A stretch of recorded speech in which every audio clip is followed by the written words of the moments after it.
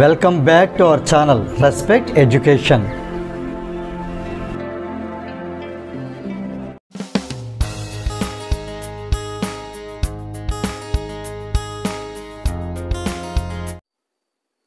ఈ క్లాస్లో మనం ఎక్సర్సైజ్ 4.1లో ఫస్ట్ ప్రాబ్లంలో 7th బిట్ ఎలా సాల్వ్ చేయాలి నేర్చుకోబోతున్నాం. క్వశ్చన్ ఏంటి అంటే ఇక్కడ ఈక్వేషన్ ఇవ్వడం జరిగింది. ఈ ఈక్వేషన్ అనేది క్వాడ్రాటిక్ ఈక్వేషన్ అవుతుందా కాదా అనేది మనం చెక్ చేయాల్సి ఉంటుంది అంతే. మరి క్వాడ్రాటిక్ ఈక్వేషన్ అంటే ఏంటి?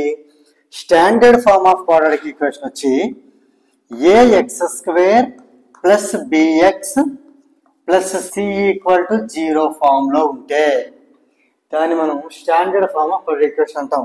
అయితే ఇక్కడ రూల్ ఏంటి అంటే x² కోఎఫిషియంట్ అంటే a అనేది 0 కాకూడదు. x కోఎఫిషియంట్ b 0 అవ్వచ్చు, కాన్స్టెంట్ c 0 అవ్వచ్చు, కానీ x² కోఎఫిషియంట్ a మట్టుకు నాన్ జీరో కాకుండా ఏదైనా వాల్యూ అవ్వాలి. రైట్? సో ఇది మనం ఇలా చూడగానే చెప్పేద్దామంటే చూడగానే చెప్పడం చాలా కష్టం. దీన్ని మనం సింప్లిఫై చేసి ఈ ఫామ్ వస్తుందో చూద్దాం. రైట్? ఇక్కడ మనకి గివెన్ మొత్తం ఇచ్చిన క్వశ్చన్ అంతా తీసుకుంటున్నాను. క్వశ్చన్ ఏంటి? x + 2 whole cube is equal to 2x into x² - 1. ఇది క్వశ్చన్. ఇక్కడ మనం x కి ఒక క్యూబ్ ఇచ్చేసి ప్లస్ 2 కి ఒక క్యూబ్ ఇచ్చేయడం కాదు. ఇక్కడ ఇది a + b whole cube form లో మనం థింక్ చేసి ఆ రకం మందిని ఎక్స్పాండ్ చేయాలి. a + b whole cube formula ఏంటి? a + b whole cube formula ఏంటి? a³ plus 3a² b plus 3ab² plus b³ ఇది ఎంత ఉంటుంది దీని ఎక్స్పాన్షన్. ఎప్పుడైనా సరే పవర్ లో 3 ఉంది అంటే దానికి 4 టర్మ్స్ వస్తాయి. 1 2 3 4. ఫస్ట్ మనం అనుకున్న a³ అనేది ఇక్కడ ఉంటుంది, b³ అనేది ఎండింగ్ లో ఉంటుంది.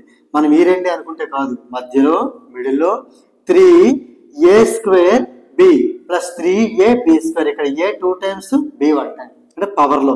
ఇక్కడ a 1 టైం b 2 టైమ్స్ ఉంటాయి. సో ఇది a + b whole cube formula. ఇందులో a అంటే x అని, b అంటే 2 అని అనుకుని మనం దీన్ని ఎక్స్పాండ్ చేద్దాం. a³ ఉంది కదా అంటే x³ ప్లస్ 3 ఇంటూ a² అంటే x² ఇంటూ b అంటే 2 ప్లస్ 3 ఇంటూ a అంటే x ఇంటూ b² అంటే 2² ప్లస్ b³ అంటే 2³ ఇది దీని expansion. Right? Is equal to right side ఏం చేద్దాం? 2x అనేది x² ని మల్టిప్లై చేస్తుంది, ప్లస్ అంటే మైనస్ 2x అనేది 1 కూడా మల్టిప్లై చేస్తుంది. 2x ఇంటూ x² ముందు 2 రాసి x ఇంటూ x² x³ అవుతుంది, minus 1 into 2x is 2x అవుతుంది.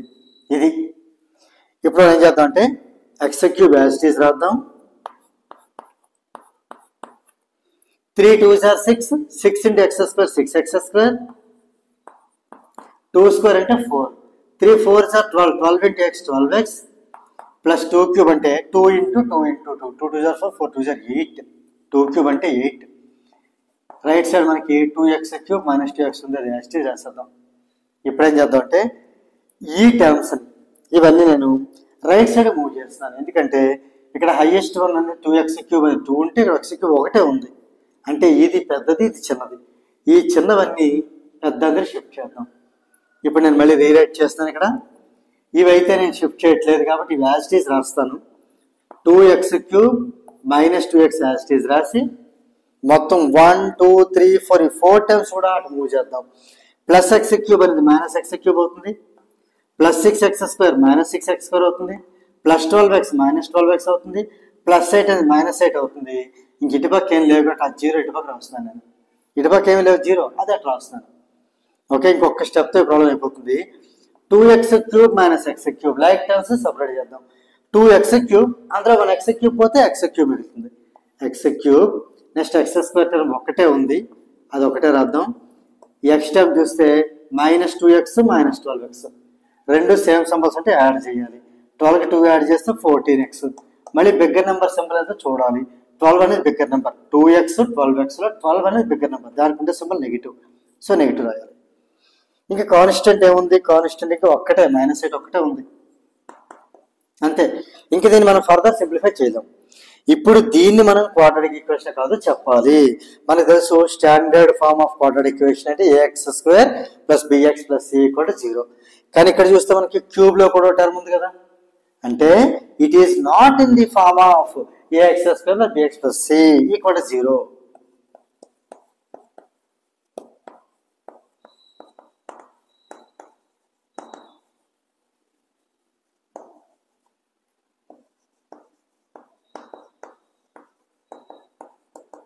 So it is not a quadratic equation.